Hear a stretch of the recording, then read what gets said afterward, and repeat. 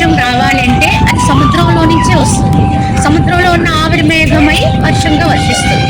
కానీ ఆ వాన చినుకు మరి ఎక్కడ కురవాలి అనేది దాని యొక్క విధానం. అంటే అది విధి నిర్ణయం అనుకోవచ్చు. ఏమైనప్పటికీ కూడా దాని యొక్క సంస్కారాన్ని బట్టి, దాని విధానాన్ని బట్టి అది ఎక్కడ పడాలని నిర్ణయం అవుతుంది.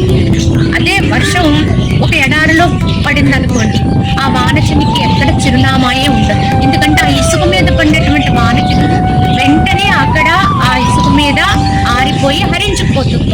అది మళ్ళీ వాన చినుకుగా మారాలంటే చాలా కాలం పడుతుంది. కానీ అదే వాన చినుకు ఒక మైదానంలో పడింది అనుకోండి, కొంతవరకు ప్రవహించి సముద్రాన్ని చేరడానికి ప్రయత్నిస్తుంది.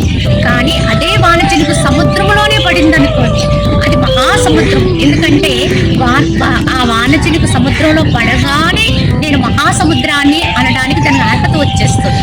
అదే విధంగా మనం కూడా మన యొక్క యథార్థమైనటువంటి ఆత్మతత్వాన్ని తెలుసుకుని నేను ఆత్మనై ఉన్నాను, భగవంతుణ్ణై ఉన్నాను అనేటువంటి సత్యాన్ని గుర్తిస్తే అది మనని పరమాత్మ తత్వానికే చేరుస్తుంది. హరి ఓం.